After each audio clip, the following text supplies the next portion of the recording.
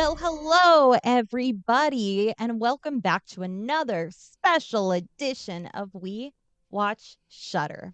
My name is Michelle, and who's here with me? My name is JD. Michelle, why are we being so proper and enunciative?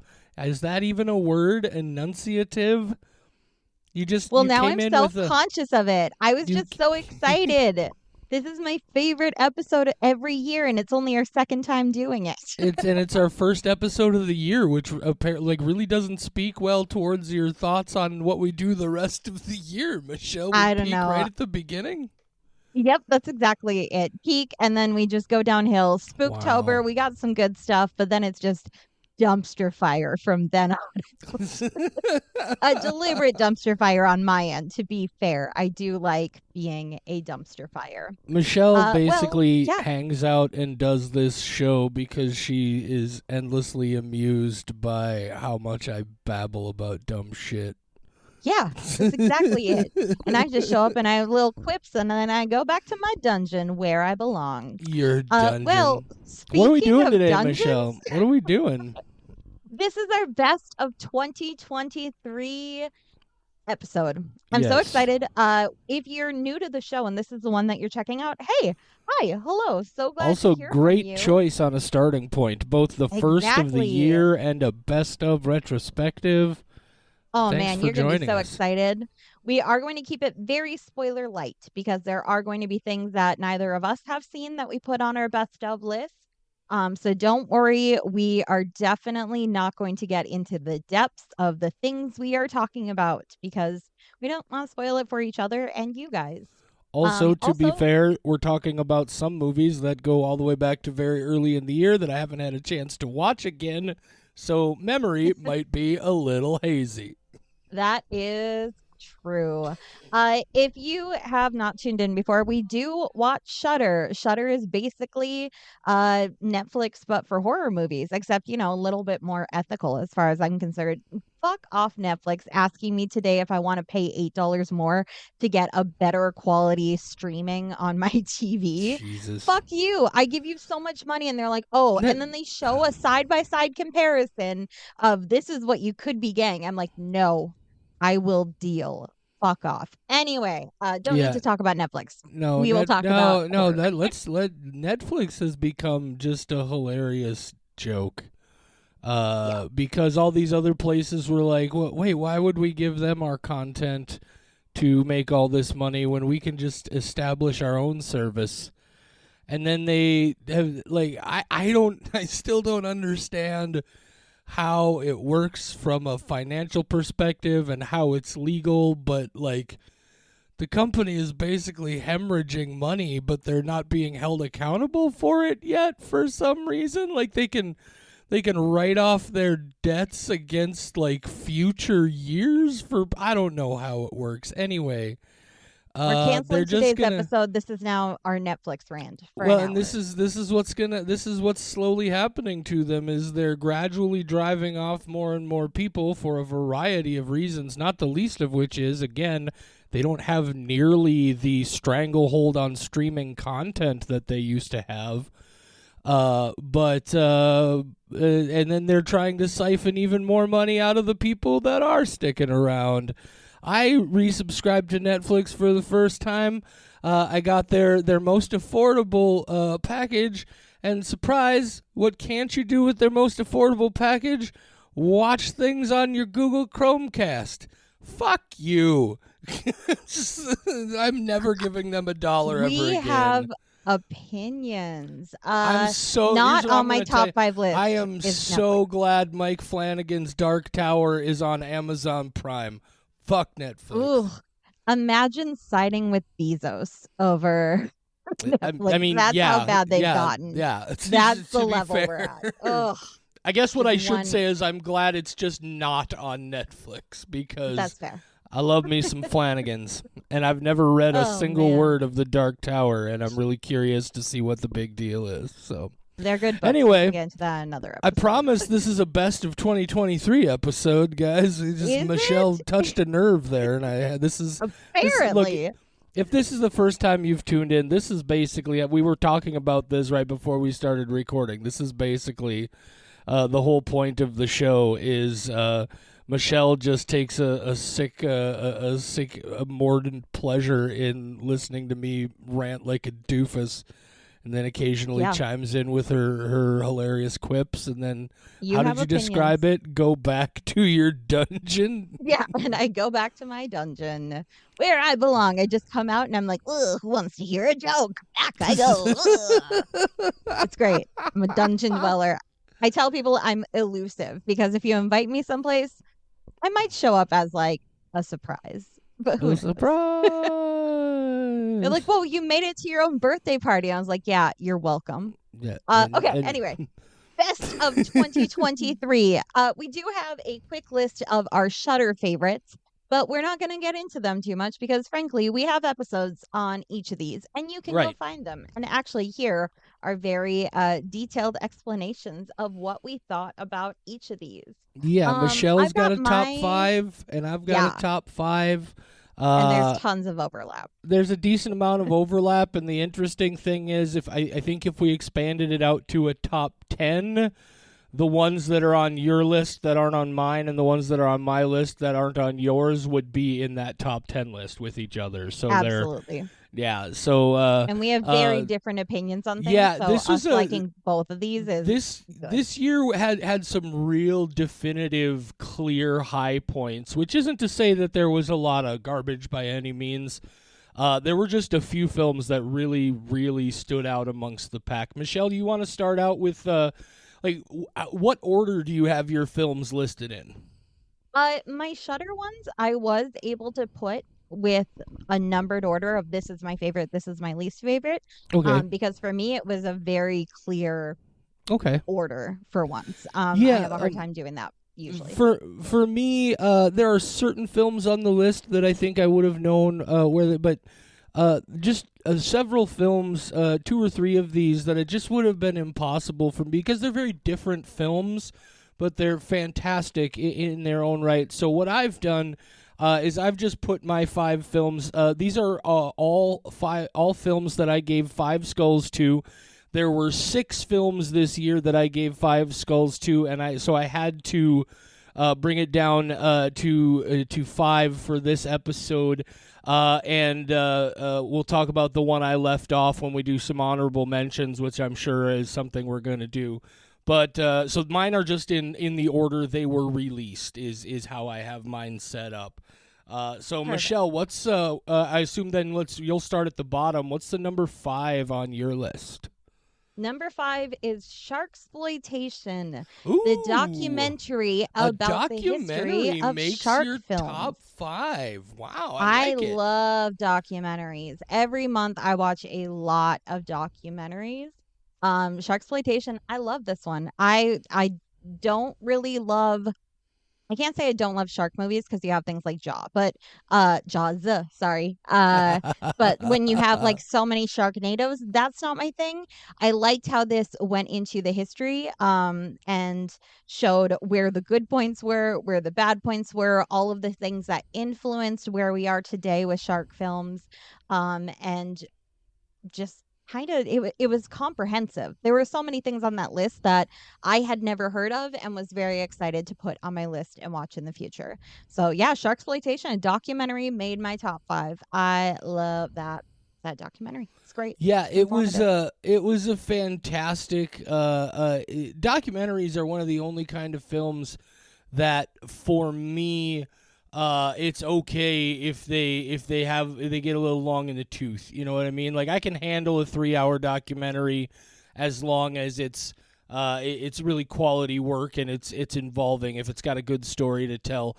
And this is an exhaustive look at curiously not just the sharksploitation genre and its evolution, starting from just a couple specific films, but also some small elements in here talking about bizarrely in a lot. I feel like how Jaws and a few specific sharksploitation movies did real life legitimate Mm-hmm. damage to shark populations around the world, like caused legitimate environmental devastation because these movies affected people on a root cultural level so incredibly. There's a lot of stuff in this movie that I did not know. And so, in addition to being just an like there were so many movies. This documentary is the reason I know about Forest of the Dead Sharks. And if you Oh have my never God. seen Forest of the Dead Sharks, you have to see it. Please do me a favor and don't watch the first 2 minutes. Skip the first 2 minutes and watch Forest of the Dead Sharks on YouTube. Oh, it's like 45 minutes long. It's phenomenal. Maybe the most independent film I have ever seen in my life.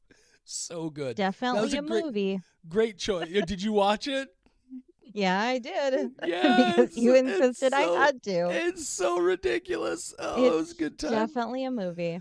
All right, so yeah, excellent choice, excellent choice. Thank you. The first one on my list was the one that was released earliest, and this is a film called Nocebo, starring Ava Green.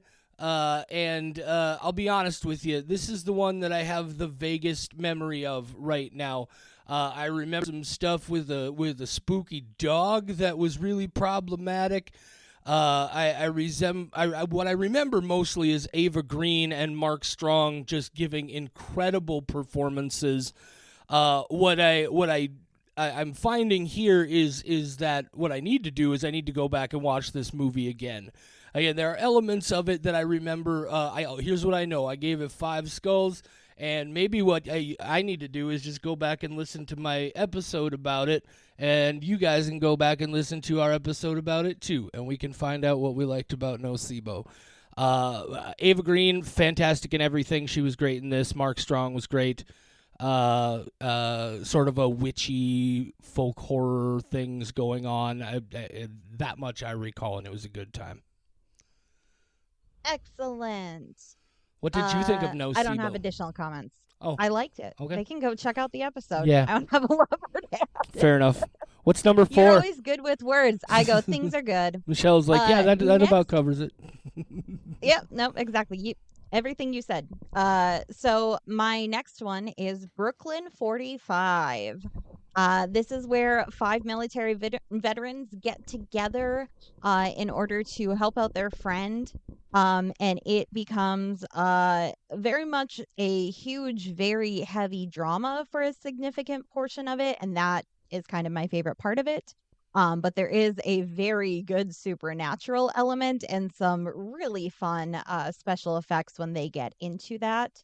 I think I like this because I was a theater kid, and this feels like something that I could watch on stage. And I really like that form of movie storytelling where you could do this exactly as it is and it would still be good on stage. I think that's a good indication that something was well directed, amazing acting, incredible editing. Everything comes together so it feels like you're living in the moment with these people. There is no, jump in time and glossing over of things, and no problem with movies that do that. I just really You love when I said get to doo see that doo. and see. I know I did. To love when I get to see that and get to see it done well. And this tells a very interesting story. So Brooklyn 45 gets my number 4 spot. Nice. Next one on my list, again in release order after Nocebo, is another kind of witchy movie, folk horror type vibe, but also some things that are very unique that I enjoyed. This is a movie called Huesera, the Bone Woman. Oh, so crickety crackety. Yeah, Ugh. it's got. This is a movie that does a lot of times movies try to do too much and they end up not doing anything, any of those different elements any favors. This is a movie that manages to incorporate a lot of different things. There's some supernatural spookiness, there's some folk horror, there's some body horror. There's a lot of different stuff going on here. There's also this hilarious subplot about Hellraiser if you know what's going on. A movie that it just kind of came out of left field for me. I had no awareness of it. As I understand, it was definitely getting some notice on the festival circuit and that sort of thing. But I loved this movie. I thought it was a very original take on kind of a witchy folk horror movie. I'm sure it just comes from a cultural tradition that I'm not familiar with, but that's what's awesome about bringing those things in, is because they're new stories we're able to be exposed to. Fantastic film, Huesera the Bone Woman. Very crickety crackety. Those Very, are my thoughts it on does that get movie. very crickety It's crackety so at times, and we know that's crickety-crackety. one of my favorite things. Ooh, I know it is. Bone A crunching ooh is a sound. that's a real horror for me. That it's like, oh, it makes me cringe, but I also really enjoy it. Bone crunching. I feel that. I feel that. My number 3 spot. A lot of people are gonna hate this. Deal with it. It's our show, VHS 85. I love this. Is it my favorite of the VHS series? Potentially. I loved every single segment in this. I thought it was so fun. And there is one in particular right in the middle about we'll just say virtual reality and a stage performance that stuck with me and really, really bumped this up. But there's also one that was written, directed, created by, however that is, the guy who made Sinister, and it felt like an extension of Sinister. It was so dark and so upsetting, and everything I love about Sinister was present in that short. There's also a lot of other good things, but man, VHS, it feels like it really came back. And it came back hard with VHS 85. I'm a little worn out on the series, and this one, oh, it came back fully, and I love VHS 85. I've watched it a couple times now. Yeah, I enjoyed the film. As memory serves, I still feel that last year's was VHS 99. I believe Yeah. it was the year. I still find that one better than 85, especially because of To Hell and Back. Last year really was the year of the winters with Deadstream and To Hell and Back in VHS 99. But yeah, VHS 85, that segment you were talking about with the virtual reality stage sort of performance art thing, definitely my favorite portion of that film. Just really incredibly well done.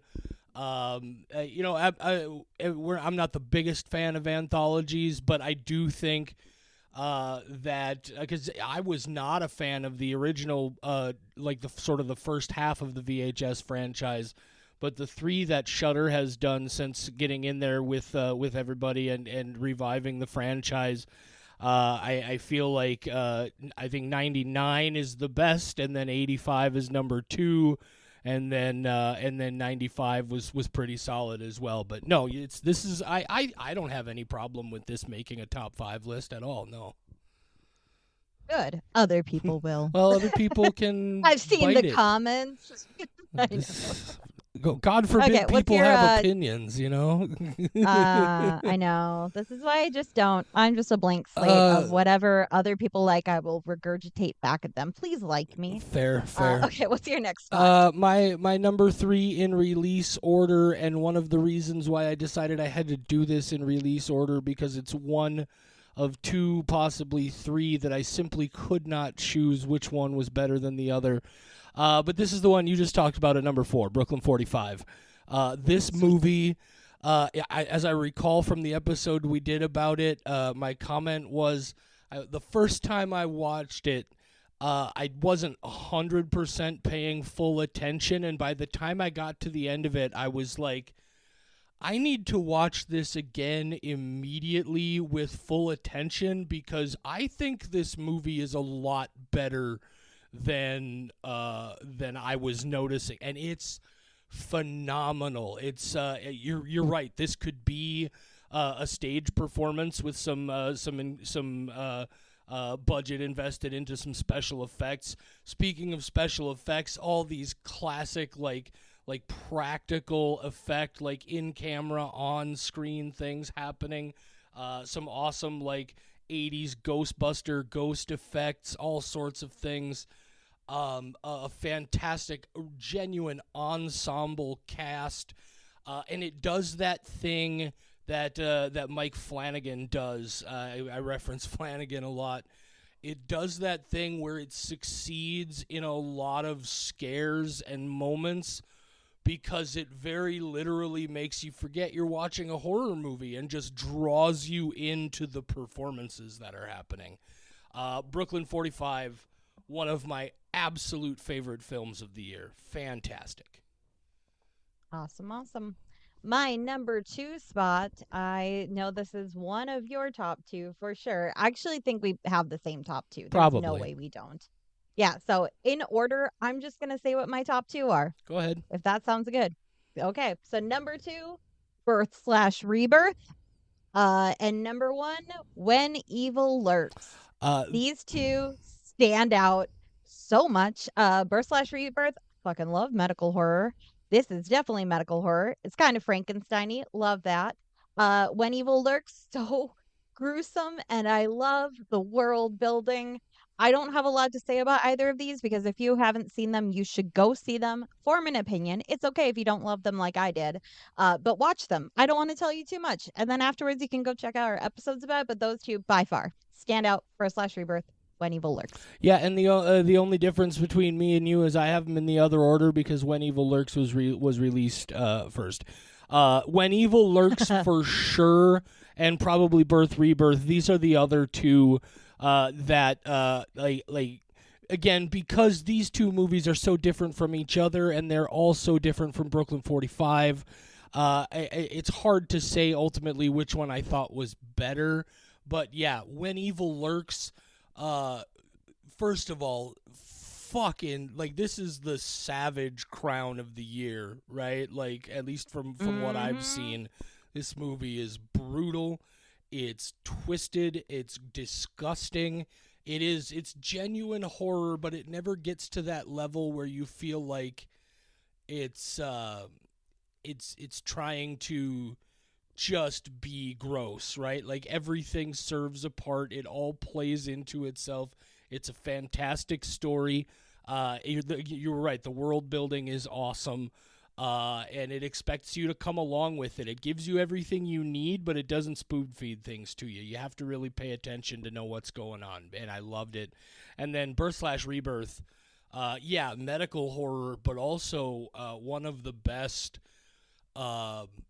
character horror and ethical horror films we've seen in a while. And one of those films that really makes you stop and think, like, well, I mean, is what some of these characters do in this film really all that unbelievable? Is it really all that untenable that people in distress and suffering might go to these lengths to do things? Yeah, it's that great story. Again, also great performances across the board in that film. Carla from Scrubs is in it, and she's fantastic. This is a great film as well, and you should go check them out. You should also check out our episodes about all of these films. Absolutely. Right So on. to recap, I'm going to go through my list Do really it. quickly just in case people are taking notes. Number 5, Sharksploitation. Number 4, Brooklyn 45. Number 3, VHS 85. Number 2, Birth Rebirth. I just like to say the slash for fun. And number 1, When Evil Lurks. And my That's my top 5, five. which again are just ordered in release order, starting off the year with Nocebo, followed by Huesera the Bone Woman, Brooklyn 45, When Evil Lurks, and Birth Rebirth. So 3 of the 5 titles, the same for both of us. And again, I double checked, and the ones that we don't cross over on, the other person's scores are all, I think, at least 4 skulls for all of them. The one I do want to mention as an honorable mention because it was a 5 skull movie, and there's been a lot of back and forth between Michelle and I about this one because she's very upset with me about how little seriousness I actually put into these scores. But that movie is called The Oh Puppet Man. no. The Puppet Man was on first. Like I stand by the fact that the Puppet Man on first viewing was a 5 skull experience. That movie made me shout at my TV several times. As a second watch, which I've done, it honestly it didn't have a lot of legs. I think it's one of those movies where once you've seen it, you're gonna be good. But it was a 5 skull first experience, and I enjoyed the hell out of it. But I had to leave one of them off because I had 6, and it was a top 5 list. And I guess technically by making it an honorable mention, I haven't actually left it off of anything. But there you go. You want to throw one more in there, Michelle, to make up for my jerkness on slamming another one in there? Nope. Okay. You're good. Okay. Am I? You were not a big fan of the Yeah. Puppet Man. I was not, and unfortunately, that's one of the episodes where the creator of the movie listened to the Ah ha episode. ha ha. He was So very those are my. understanding. I know, but I'm just like, God damn it! Listen to the ones where I like your stuff only. Message me, ask how I felt about the movie, and then I will tell you if you should listen to the episode. More importantly, go Because check out oh all of man, these movies that we've been talking about, guys. yeah, Watch all the stuff that Shudder go watch does. them. We do. You Form should too. opinions. We do more Yeah, than just watch Shudder, though. We, of course, like we watch so much horror movies from all sorts of places. so many, And so so many. we have also put together top 5 horror and horror adjacent films that we saw this year that were not Shudder releases. I have my top Mm-hmm. 5. Mine again are just in release order because I'm terrible at ranking things again because I don't really take Yep, these sorts this of one's things random. seriously. But Yep, I have a clear number one spot, but so do everything I. else, it's just how I Yeah, wrote them on the list. Yep. honestly, this one would be easier to put in a 1 through 5 order than the Shudder ones would be, but since I did the one list in release order, we'll do them both that way. I think that's totally fine. As it turns out, And I like chaos, as it turns so out, mine the are most random. recently released one is definitely the number one anyway. So we'll get to it. Michelle Yep. knows. Some of you already know I too do. if you listened to our December recap episode already. Anyway, Michelle, should I start this one since you started the first one? I was gonna say, you go ahead and start off this one because I started the other one. Yeah, so non-Shudder movies this year that I saw that I absolutely goddamn loved. We got to go all the way back to literally the first major horror release of the year. I think it came out on like January 5th or 6th. It's a movie that I expected to hate, and it just blew me away. And that is Megan. I loved this movie so much. In a year where there have been several genuinely funny sort of horror comedy films, this movie manages to be super creepy in a lot of ways, but is also laugh out loud hilarious in a horror comedy way. It was so much better than I ever expected. I've watched it twice on streaming since it was in the theater. It's a good goddamn time, and I can't more strongly recommend that you go see it. It is a movie that is absurd and knows that it is absurd Yes. and leans into it. Yes. It's so fun. I have stopped rating horror movies as, is this good? Does this have good sound? Do I like the acting? How do I feel about the editing? And now a lot of my horror movies are just, was this fun? Yeah. Yes. It's all about Yes, feeling, Megan is man. fun. Like, did I enjoy this experience? And it definitely helped that we saw this in a pretty. It wasn't sold out by any means, but it was a pretty crowded It theater. was packed. It was yeah. pretty good.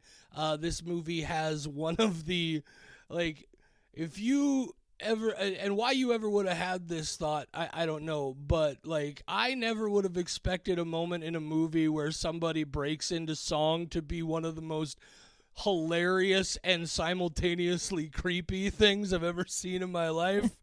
But there's just so many moments. It's so great. It knows exactly what it is, like you said. If you haven't seen it, That's excellent. go see it. What was your Well, number 5? I'm glad. Well, I'm glad that you put Megan on your list because I am going to cheat a little bit then because Okay. I had two movies and I wasn't sure which to put on the list. I did put Megan, but the other one I wasn't positive about because technically it's a 2022 release. It did not get a US release until Oh, well, 2023. there's one of So those you know on my what? list as well. The next one I'm going to talk about is the same Perfect. situation, yeah. Perfect. Okay, then I am going to throw this one to my list. Sorry, Megan, you're getting bumped off. Project Wolf Hunting. Okay. This is brutal. The kill count is high. It is a bunch of prisoners who are on a ship from the Philippines back to Korea. And they are all criminals. Very, very brutal criminals, we'll say. They did a lot to wind up in their situation. And you can imagine on a ship when a bunch of prisoners are present and angry, that all hell will break loose. But the reason it breaks loose is so beyond what I was expecting. And it really comes out of nowhere. And oh my God, the special effects in this are great. It is incredibly bloody. It probably has the highest number of dead people I saw in a movie this year. So, Project Wolf Hunting from Korea. So fantastic. Streaming on Screambox right now. You should go check it out. Yeah, this is one that I still haven't had a chance to check out. I was actually just about to ask you if that was still a Screambox title. But Mm-hmm. no, I've heard a lot about it, specifically from Michelle, and it's definitely one on my tragically long list of stuff that I still even haven't seen this year. I haven't seen that. I still haven't seen Malum, which is crazy because I was actually a fan of Oh my Last God. Shift, and I kind of want to see what they did with it. So Watch many them in things. order. Rewatch Last I still Shift got to and then watch see Malum. Black Mold on Tubi. There's actually a couple of Tubi originals that I'm Oh, really looking forward to checking okay. out. They're on my list. So many. Anyway, I want to talk to you about Black Mold when you're done, so by the many way. Side note, movies. because I just watched it. So many Yep. movies. Okay. So Well, what's your number four yeah, spot? my number four, same situation. This is one that was doing festivals in 2022, but it wasn't readily available in the States until Hulu put it out earlier this year. This is one that I know. This is kind of my we're all going to the World's Fair of the year. This is a movie called Ennis Main. That's spelled ENYS space MEN. Ennis Main is the film. It is a very uh, it's hard to describe the film without saying too much. I think it's fair and not too much to say it is a sort of ghost story. In ways, it's about a lady who is by herself on an island off the coast of Cornwall, and she's doing some research out there, and of course, isolation and emotional stress and other things lead to some things that might be or might not be it's a very it's a very abstract film, but also a film that I think if you spend time with it, I've seen it 4 times now. It definitely starts to reveal itself and has some very interesting. The whole thing shot on 16 millimeter. It's a beautiful movie to look at. I was just enthralled by this film, and I strongly suggest people check it out. It's available on Hulu. Again, it's called Ennis Main, ENYSMEN. It's Cornish. It means the Stone Island. I watched it again after you would not stop talking about it. And I do not enjoy it, but it is one of those movies that I can see why people who do enjoy it, I see why. It's not the kind of thing I like watching, but I can be like, "Oh yeah, this is exactly JD's flavor of things," and I see it. It's not bad. It is not something that captures It me, doesn't and I work did have for to this try is it a not couple Michelle's times. flavor. No, But guys, if you're definitely not. into it's abstract, but it's not so like it's clear that like it's not one of those abstractions where you feel like even the people making it didn't have any idea what story they were telling and they were just throwing stuff at the wall. Like there is underlying logic here, but it takes some real time and effort to deconstruct. There's a lot going on, and it's fantastic. Mark Jenkin, the guy who wrote and directed it, is also, I believe, married to the lady Mary Woodvine who plays the researcher. And 95% of the film is just her by herself, and it's God, it's so good. I'll probably go watch it again sooner rather than later. You know what? For my number 4 spot, I'm going to list my anus. Anus, and You're I gonna can't list say your it your. Are correctly. you telling us that Uranus was the fourth best horror I'm going to movie of list the year? my version of the anus man. And that is the one that I loved and you did not enjoy, which is very similar because it Ah. is a woman in isolation. The problem is that mine is better than Oh yours. And that is wow.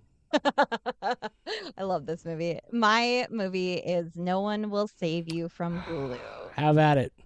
Ca- Caitlin Dever/Dever. I'm not sure. I did not look it up. She plays a lady who lives alone in a house. She is very isolated. She does not keep up with the latest technology. She does not own a computer. Bet she doesn't have a PS5. What she does have is a lot of self-loathing, and she just hangs out at home by herself. Nobody in the town will really speak to her. She's very isolated, but she likes it that way. And then suddenly, some aliens show up and they're like, "Hey, you're all alone. We would like to be your friend." And she's Spoiler like, "Please, no." alert. It's an alien It's movie. yeah, Look at it's the it's poster. pretty obvious what kind of a movie it It's is. so an Yeah. alien movie. But there are some things about this that really blew me away. I don't think it's a spoiler to say, we'll say the dialogue is minimal. And once you realize that and you start paying attention to it and the way that the music carries the story instead, it was a beautiful, beautiful experience. I know that people will hate the ending. I love the ending. We can talk about it if anybody has watched it and has opinions about it. But God, I love this movie. It was a very beautiful horror movie, and I had a great time watching it and seeing what happened to her and her resilience of fighting these things off. Yeah, I, So no one will save you I, on I Hulu. wasn't the biggest fan of this one when I first watched it. I will say this again. I don't want to say specifically what Michelle was alluding to there, and look, it's been talked about so much at this point. It's not Yeah, like I it's a don't big think it's a secret. spoiler. Look, there's like 2 lines of dialogue in the entire film, right? Not because like everybody's mute or anything like that. It's just no dialogue in the movie because nobody talks to anybody. But the It one feels so much more what I isolating was going to when say you is realize that. even Oh, in our brief discussion of it in one of our We Watch Stuff episodes, the one thing I can say about it is it very successfully tells a very clear story with almost no dialogue at all. I was 3/4 of the way into this film before it ever dawned on me that nobody had hardly spoken at all. Like it was very good at telling its story. The story itself, similar to Ennis Main, was just it wasn't really my sort of thing. I do think honestly I don't remember what my initial opinion on it, but thinking back on the ending, the more I do think about it, I think there's a certain level of sort of existential horror in that ending that I maybe didn't give it credit for. I may want to go back and revisit this one, but no, certainly very successful at what it's trying to do, just not my flavor. I loved it. Yeah, oh, I know. Man. What was um, your number 3? Number That's three, what we're on, right? Yeah. and again in release order, number 3 is a movie that it might be the happiest I've been about a movie all year, and it was Evil Dead Rise. This. First of all, obviously, I'm a huge, huge fan of the original trilogy: Evil Dead 2, Army of Darkness, and then when Fede Alvarez made his Evil Dead in 2013, I was real excited about it. And then I watched it, and man, was it not for me. I thought it had an idea of what Evil Dead was or could be that was just not interesting to me, not effective in several ways, and I was really, really anxious about Evil Dead Rise. But Evil Dead Rise punches you in the face from about the third minute of the film and doesn't stop punching you in the face. Manages to tell a really good, interesting story along the way. Has some of it's bizarrely a really well told family movie, and just fucking splatter awesome. It has homages to the originals in all the right places without becoming overdone. God damn, it was so much fun. I cheered in the theater. I was so happy that this one was so good. And I've watched it again several times since I believe it's on HBO Max. But God, I hope they get this guy to make more because it was so good. Evil Dead Rise is one of those movies that I can't tell you a reason it's not on my top five, but I can't tell you a reason that it would be on my top five either. It's just the heart wants what it wants. There Oh, were sure. other things that I enjoyed more, but it is a great It's so movie. good. You have no objection from me about that. It was not my top, but I think it was just a really good year for It horror. was a good year. Thank Very God. good We've year. had some terrible years for horror and it couldn't cut it for me. It's a great movie. I agree. Fair enough. Fantastic. What do you Very got? What gory. do you got on number 3? Number three, I am going with Dark Harvest. This Another is one I'm I not a have yet creature to be feature. able to see. Yep. Yeah. Uh, I am not a creature feature person, so I did not know how I was going to feel about watching a movie that is about Sawtooth Jack, a guy that shows up once a year and harasses a town, essentially. And I was like, I don't know how I'm gonna feel about that. But the hokey special effects are something that they lean into. And aside from the actual creature itself, everything else is so beautiful to look at, so incredibly dark story wise. I really cared about the characters and what they were going through. It's apparently based on a book that I do plan on reading because I need to know how their town wound up in the situation that they're in. It's very similar to like When Evil Lurks, we had talked about how they had their own world that's just been established, and now these are the rules of the world, and it doesn't matter that it's different from our own. These are just the rules and we've accepted them. And that's the same situation in Dark Harvest of this is just the rules of this world and nobody questions it.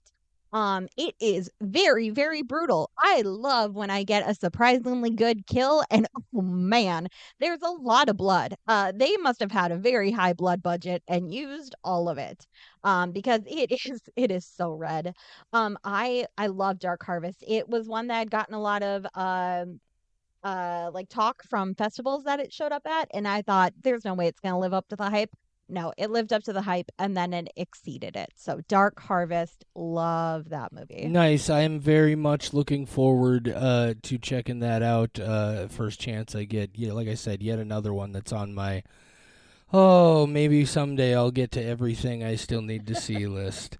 Number Yeah, when 4. I'm dead, I'm looking forward to it. Number 4 for me is a movie that came out, I believe, back in August. That I just saw recently. Michelle saw it, I believe, in the theater, and it seems to have been a somewhat divisive movie, but we're both very big on it, and that's a movie called Cobweb. I really, really I did not enjoyed this see it in the movie. theater. You did not? It's on Hulu Oh, now though, so yeah, people can check it out. for I sure. had to wait. It Oh, was one I was very excited about. no, Yep, and this Cobweb. movie is fantastic. First of all, again, really great character story inside of a well-told horror movie. So it has both plot and character. Surprise, that's something you can do with a story.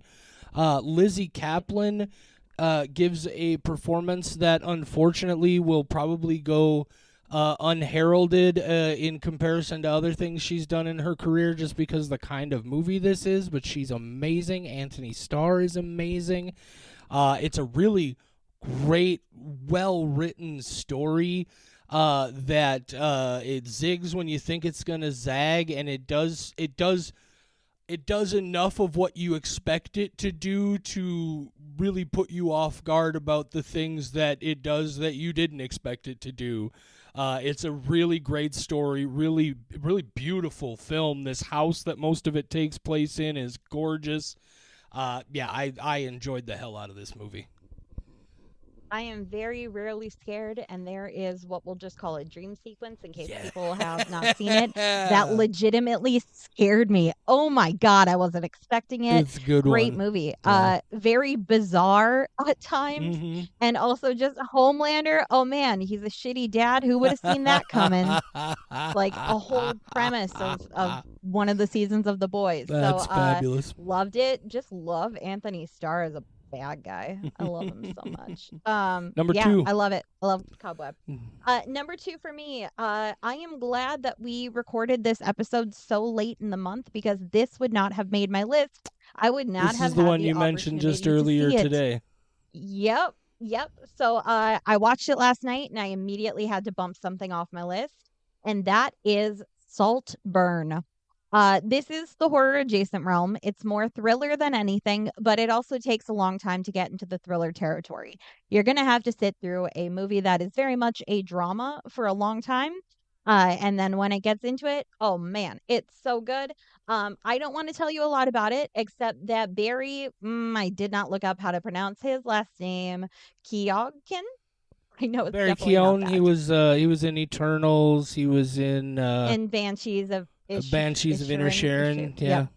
Yeah, I've I'm gonna never seen go him in do something and over there disliked him. whatever that thing I was gonna do over there One of my was. favorite It's scenes. I find that so so that endearing. scene It's is sad too, but it's devastating. cute. Oh my god, Yeah. for both of them. Uh yeah, this movie, I'd seen a lot of people saying like I don't even think this belongs in the horror realm.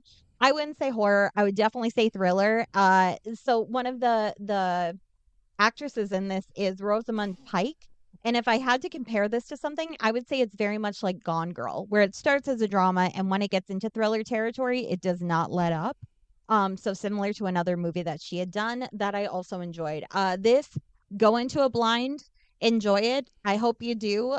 Barry, oh my He's a God. I great had actor. commented to a So good. friend that this is one of those movies that people will say he was brave for doing because he has to do some very eccentric things and I could not get enough of it. I watched it last night and I immediately went, yep, got to add this to the list. This has to be on there.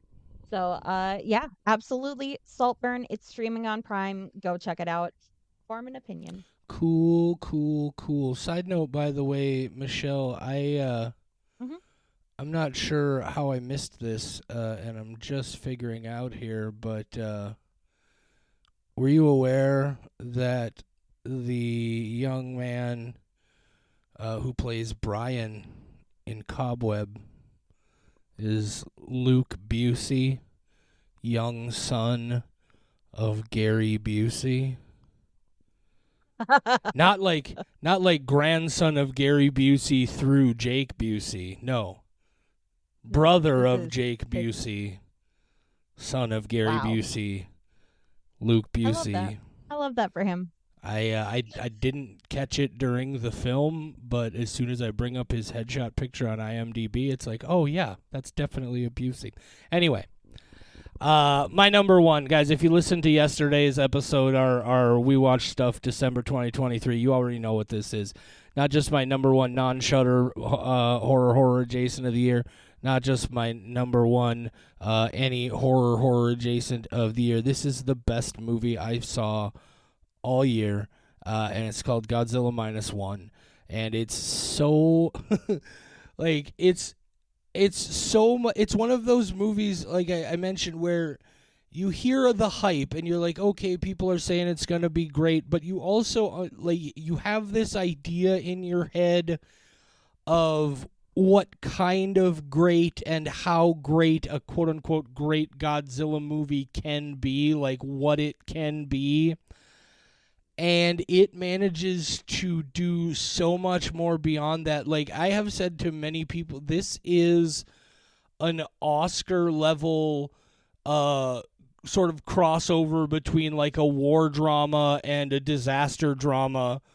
It just happens to be about a giant monster. There are phenomenal acting performances here. This script is beautifully written. Again, if these were just like battles in a war and not battles against a giant monster who sprays nuclear power out of his jaws, like people, a certain kind of person would be crazy about this movie. It's so good, and I want as many people as possible to see it, even though it's already been smashingly successful. See this movie as soon as you can. If you haven't seen it yet, see it as often as you can. You're gonna want to. It's so goddamn good. My number one spot is also a mutant movie, a Oh, I know gigantic what this one mutant is. attack Another in one a I city. haven't seen. Yep, we have not seen each other's number ones on the list. This, if you're here and you hear something like Project Wolf Hunting, Dark Harvest, you would not think this movie belongs in the same category, but fuck it. It's my list. Hey, It definitely horror has horrific adjacent is elements. is a broad Yep. spectrum. Love this movie. Never would have expected this would have made my top movies list, let alone arguably my number one of all movies. I was seeing that year Teenage Mutant Ninja Turtles Mutant Mayhem. Oh my God. It is the most fun I have had in a theater this year. We took my husband's nephews to it. I was not expecting to be into it, but I loved it so fucking much. The animation is beautiful. The story is great. They got back to a lot of the turtle origins that I missed. The entire all-star voice acting cast, wonderful. You put Paul Rudd in anything, and I'm going to enjoy it, even if he is just a small character. What winds up happening at the end with the mutants, that definitely falls into horror territory. The action is nonstop. The comedy is great. The soundtrack I could not stop listening to. Great, great movie. Teenage Mutant Ninja Turtles Mutant Mayhem gets my number one non-Shudder spot. Yeah, all the legit hardcore Teenage Mutant Ninja Turtle like old school fans that I know all say it's fabulous, and again, just one that I missed because my year has been chaos and haven't had a chance to go back and catch up with, but it's definitely on my we'll see it soon list. But I think it's close enough to qualify as horror adjacent. I mean, Godzilla Absolutely. minus one is here was the logic I used on Exactly. Godzilla minus one is Shudder is current home of a film called Q the Winged Serpent. And if Q the Winged Serpent is horror or horror adjacent, then Godzilla is horror or horror adjacent. And also, frankly, as Michelle said, it's our show. But anyway, those are you want to go through your top 5 list just one more time to summarize? Yep. So my list, I forgot what order I did it in, so I'm just going to list them in the order I have written them down. Project Wolf Hunting, Dark Harvest, No One Will Save You, Saltburn, and Teenage Mutant Ninja Turtles Mutant I Mayhem. think the only difference is you flip flopped Dark Harvest and No One Will Save You. I believe Because you. my top I have 5 not. was Megan, Ennis Main, Evil Dead Rise, Cobweb, and Godzilla minus one. Hear me out, JD. Uh Ennis Megan. Megan huh. alone on a rock island studying a flower. Okay, well. Side note, by the way, if you do check out Ennis Main after you're done with it, I have a post on the Ghoul blog at WeWatchShutter.com where I more or less break down exactly what I think is happening in the film. Maybe I'm right, maybe I'm wrong. I don't know, but check it out. Let me know what you think is going on in the film. I loved it. I love it so much. It's so good. Yeah. I've got some miscellaneous categories that I had created Oh, because JD did not have the energy for it. the energy or the creativity or the I don't know what's about to happen here, you guys, but Michelle has Okay. assured me that there will be a certain level of quality Shenanigans. content as well as entertaining content. So, Exactly. That's what I'm here for. We'll start with the very bland category of just non-horror. oh, okay. I do watch a lot of movies in general, so I just wanted to give a shout out to my favorite non-horror movies in a very quick Is one of summary. them Barbie? And yes, it is. Of course it It is. That movie absolutely is is. fantastic. Great soundtrack. So Barbie, of course, is on there. We've got Fair Play from Netflix, which I think falls into the thriller territory, but was definitely not horror adjacent enough for me. Joyride, hilarious. Check it out. Yeah, I don't want to tell you too much. It's great. Spider-Man Across the Spider-Verse. I cannot get enough of these movies. Still haven't seen I it. am so I am so excited for the third movie. I'm hoping we get in 2024, but I think they said they pushed it back another year. So Spider-Man Across the Universe. If you're a Spider fan, you don't need to know if you're a Spider-Man Spider fan. Just go watch it. It's great. And then the movie for my number one spot by far for my non-horror category, and is the whole reason that I decided that I needed to have this category so I could talk about it. I argued that this might be the most horrific thing I had seen this Oh year. yeah, I know what I this is. cried so Yep, I cried so hard in the theater that I went, I'm not enjoying myself. And I debated leaving because I could not get myself under control. There was a whole thing that was very emotional and hurtful that I could not handle. But then there was also a huge catharsis because this is the end of a story that I have loved following along, and that was Guardians of the Galaxy 3. Yeah, One of my favorite movies of the year, even though I was hysterically sobbing and could not stop for some of the stuff. It goes hard. James Gunn has never done anything I didn't like. That I man is agree. brilliant, He's and I incredibly love him. talented. He's fantastic. See anything that he's done. That's definitely there were three specifically that I wanted to mention as sort of not really horror films that I very much enjoyed this year. And Guardians of the Galaxy 3 was one of those three.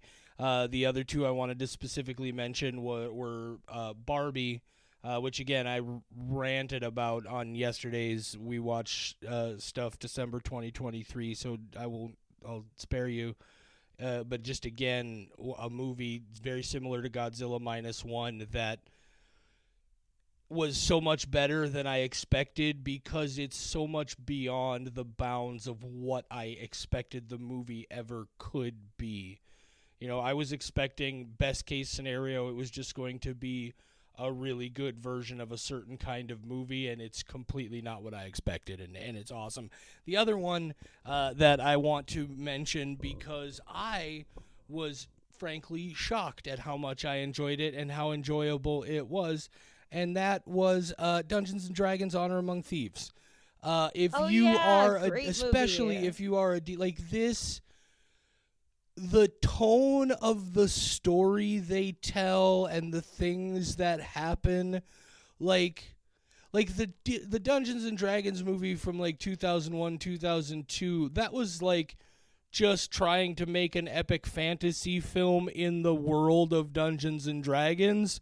And what this movie does so well and so brilliantly is the things these characters do and the things they say and the way the plot plays out is so it nails the actual atmosphere and feeling of at least every D&D session I've ever been a part of.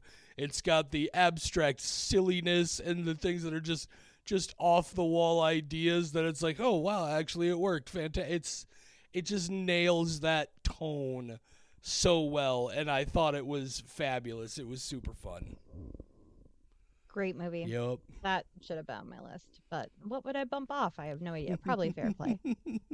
Okay, my next random category that felt like something I had to make because I wasn't even sure if either of us would see any of these movies before we recorded. This is my category of movie that might have gotten my number one best movie of 2023 award if I had seen it. Based on the opinions of lots of people I respect and usually agree with, there are a couple things that could have been on the list. Last year, that thing would have been The Menu. I did not get the opportunity to see it until January, and it probably would have been my best of 2022 list. So here are my things. Godzilla minus one. People cannot shut the fuck up about this movie. I want to see it so It's badly. so good. But they put in the shitty theater and I will not go to that one. And then the other two are just things that were released very recently, and with it being the holidays, I haven't had the chance to see them. One of those is one of the things that I was most anticipating for the year, the thing that I was most excited to see, and I still haven't been able to see it, and that is Poor Things starring Emma Stone. That's the And Yorgos movie. Yep. Yorgos I'm very Lathamos. Is that excited. how I'm not sure if that's how you I say have no idea. he did what, Killing of the Uh Sacred Deer? yes. Yeah. Yeah, he does a lot of I weird haven't things. seen that The one yet Favorite, either. Lobster. Yep.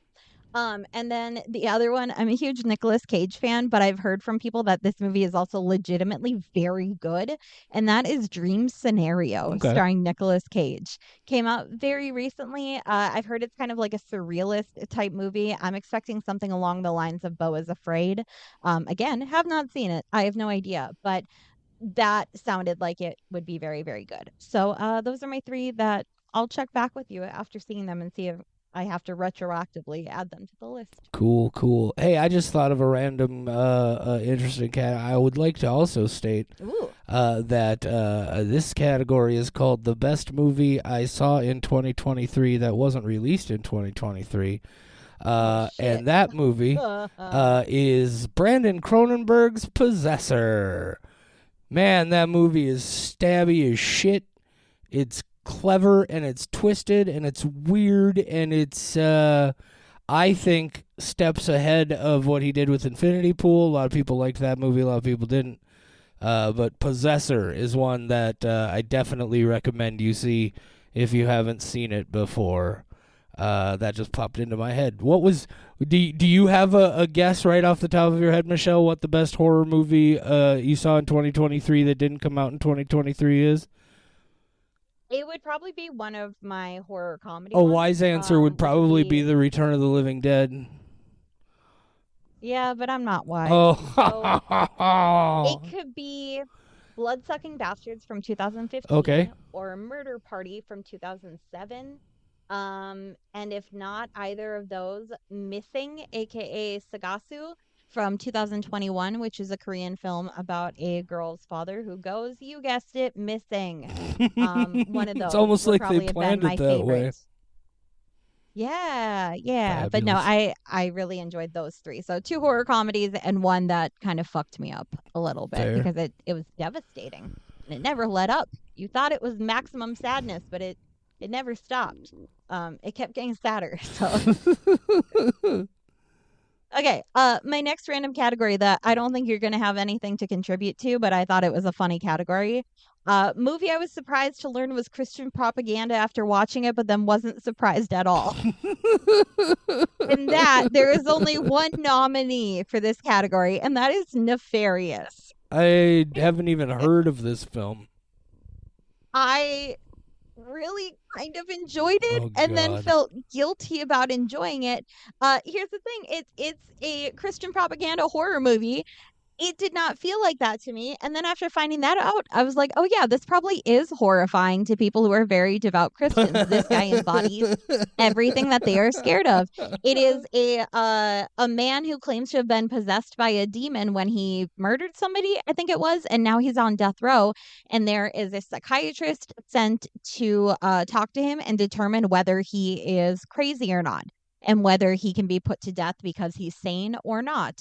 And there are definitely some, we'll say, some stretches that they have to make and go through. You But I don't really like, say. I They know, gotta make leaps of logic in Christian propaganda. I didn't yeah. say that. But I love the guy who plays the prisoner. He is fantastic. He is legitimately scary. And I'm like, oh, yeah. I mean, I'm kind of freaked out by him. I can see why this would be scary to other people. At any And then point, there's a part. What? at any point, did he say anything about "I am not a number, I am a free man"? The No, prisoner. he did not. I'm so sorry. No, Oh. to disappoint. But he does become unpossessed at one point, and it's legitimately heartbreaking because suddenly the guy who is actually the guy is aware of what is going on and very sad and very distraught about it and knows he's about to be put to death, and then the demon just takes back over again. Legitimately fairly good movie. Not great. I would put it in my B movie horror category, but I was surprised to learn that it was trying to sway me one way because I also felt like it swayed me in the other direction. It did not do a good job I tell you of this much: delivering the message that it was would supposed have to. been a better horror movie if the dude had died without being repossessed. You'll have to see the movie and then see what you think about it We'll then, see huh? about that. I'm definitely not going to see the movie. I know. Anyway, Yeah, it's not you're great, right. but it was You're surprising. right, Michelle. I don't have a selection for that category. Wow, surprising. I know. If you're just tuning in for the first time, I do watch every horror movie basically that comes out, so I had to watch it. But I didn't know anything Anywhere about from it, and you 80 know to what? It's not the 120 worst. films a month. She's an animal. Yep, on average. I try my hardest to keep up. Then my next category of biggest disappointment. There are two, and it was no contest, but it was a contest of which of these belongs at the top. Winnie the Pooh, Blood and Honey, which I am actively angry exists, and The Exorcist Believers. I wanted both of those to be so good, and I was anticipating them to be good, and they weren't. We don't like to say things are bad on this show because we try to, They did we not like work all for horror. you at They did all. not work for me in the slightest. And there is a Winnie the Pooh 2 sequel. Yeah, They're making a sequel, and I'm not happy about it. I again, fortunately, it seems based on the opinions of people I legitimately respect, have not seen either of these films. Obviously, I was curious about Winnie the Pooh, Blood and Honey, but I heard a lot of opinions right away that it maybe didn't quite live up to what people were hoping it would be. So I just never got around to seeing it. And then the other one, I've already forgot what it even was, so that ought to tell you. The Exorcist Oh, Believers. right, yeah. How you ever had any expectation that that might be worth watching? I guess maybe some people enjoyed it. I'm trying real hard, but man, I love possession movies, and it takes a lot to fuck up a possession movie for me. And this one did not wow. work for It me at all. Okay. Well, yeah, and I'm exactly the opposite. Like, there are very few and very specific possession movies that I enjoy, but the ones I do like, I really fucking like, and one of them is The Exorcist. We've talked about this. Mm-hmm. Go check out that episode. Nefarious wasn't as bad Leap of as I Faith. thought it would be. We talked about that documentary where it's basically just a conversation with Bill Friedkin about The Exorcist, and then we talked about The Exorcist. It's a classic episode. You should go check it out. It's way back in the archive. This one I just thought was a fun stat that I had to add up, and that is the category of movie series I watched the most. Okay. Saw, and there are 10 movies in the series, and I watched at various times 28. I can't say 28 Saw movies. What would you call that? Like, I watched a Saw movie 28 times, and it was all within the last 3 months. So, Jesus. watched a lot of Saw. That's I know. When I went back and calculated it, that's a lot because I watched it all by myself. I made my husband watch all of it. He still hasn't seen Jigsaw or Spiral, and we are going to correct that. He doesn't know yet. I gave him a breather to but he has seen Saw X. And yeah, I watched it. Then I watched other ones randomly. I don't know what the fuck is wrong with me. I'm on a Saw kick and I can't get off. that's I mean, I need rehab. that sounds like a problem you should discuss with your husband, but you know. That I need rehab Oh, because I'm obsessed with Saw look, right now. the moment has passed. I'm not going to bring it up. Listen back to it. You'll catch the joke the second time through. But Sounds good. anyway, yeah, I don't know how. I mean, I've definitely seen a lot of Saw. I watched all but the new one because it was in the theater. But So yours might also be Saw. but You did watch a lot of Hellraiser. I saw more Hellraiser for sure. There's 10 you? Hellraiser, 10 or 11 Hellraiser movies, and I only saw 9 Saw movies. So I saw, Yeah. oh, I saw a lot of Pinhead, a whole lot of Pinhead, so much. I Pinhead. watched Hellworld last night for the first time. Which one was Hellworld? Went into it. They are in a video game and they get an invite to go to a party. No, do you know like which number it was? Is it like number 8 or not? I think it's number 8. I have anyway, no idea.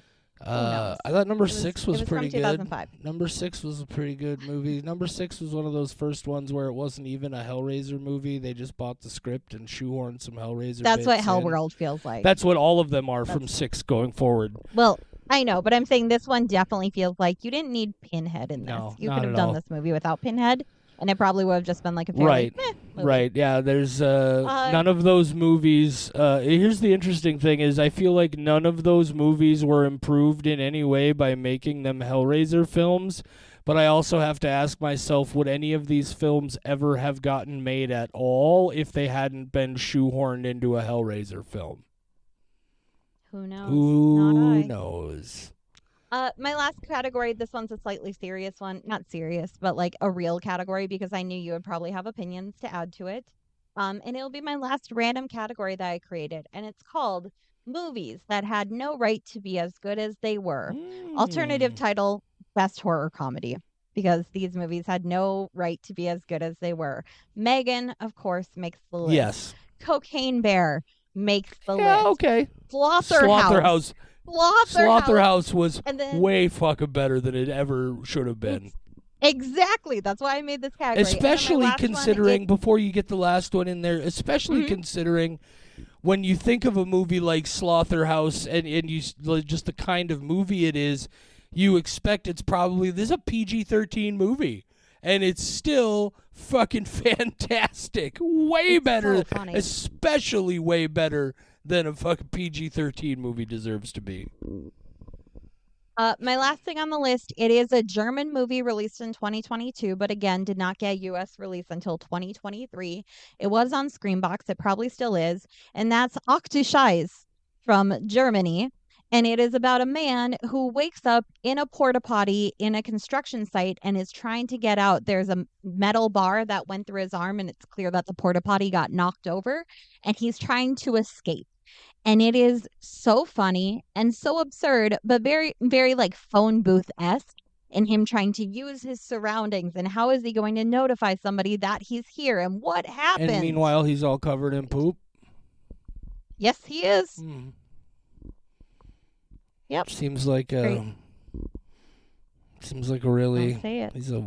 What is the English translation of the title? I can't remember. I think they went with holy shit, but Octoshise means like, oh, something shit, I think literally, Eight but I think it shits, means holy shit. octo shits. Yeah. Yeah. So many Octo shits. scheiße.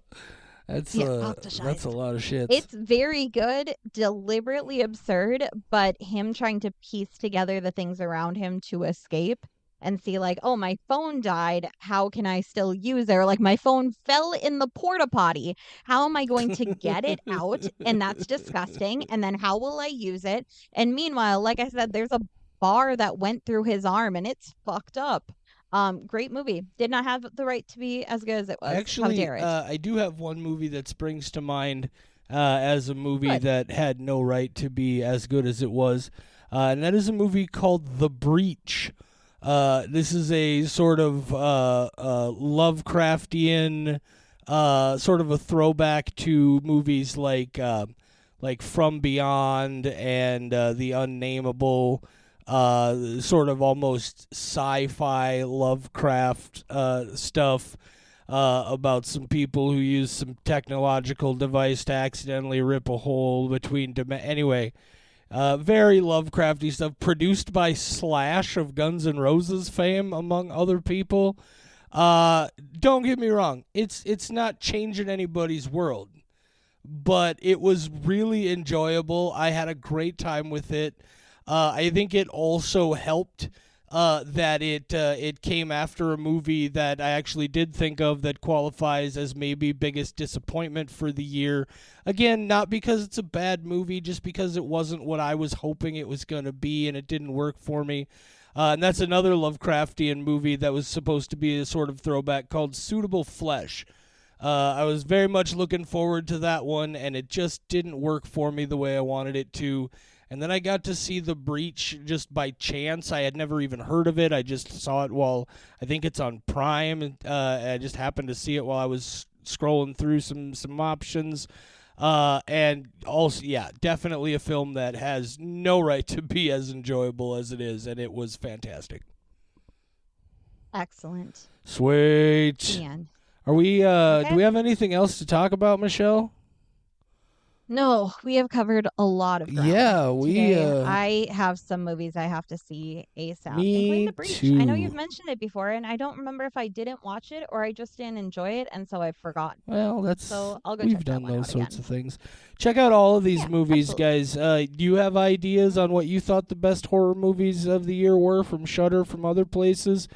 You know where to find us. We're all over the social medias. If you don't know, the guy at the end of the episode will tell you where to find it all. Any final comments for the first day of the year, Michelle?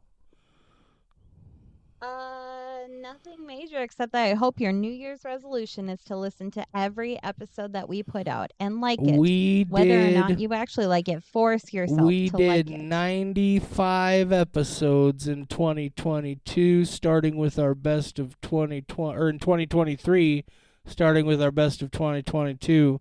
We just kicked off 2024 with our best of 2023. Those are amateur numbers, and we got to get them up. I watched too many movies. We I have a gotta lot we of things gotta to do say. more than 95 this year, guys. Here's to another. Episode every day. Here's to another. I don't know about that. You might be on your own. That's right. Seriously, thank you guys so much for being longtime listeners. If you are, thank you for stopping to check out the podcast. If this is the first time you've checked it out, we hope you come along for the ride and see what else we got to talk about in the future. Spoiler alert, it's going to be a lot of stuff from Shudder.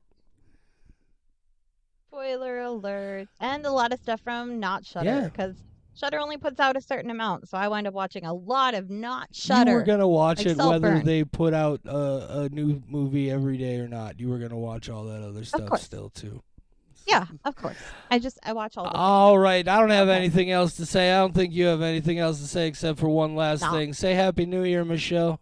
Happy New Year, Michelle.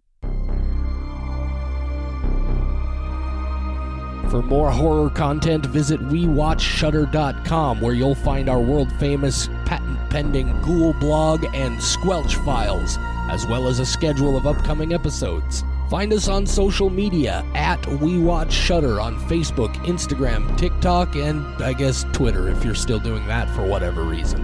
You can email us. mail@WeWatchShudder.com is the address. mail@WeWatchShudder.com. You can even call and leave us a voicemail, 701-566-9510. No, really. 701-566-9510. Give it a shot. See what happens. We Watch Shudder is a production of Rat Factory Media.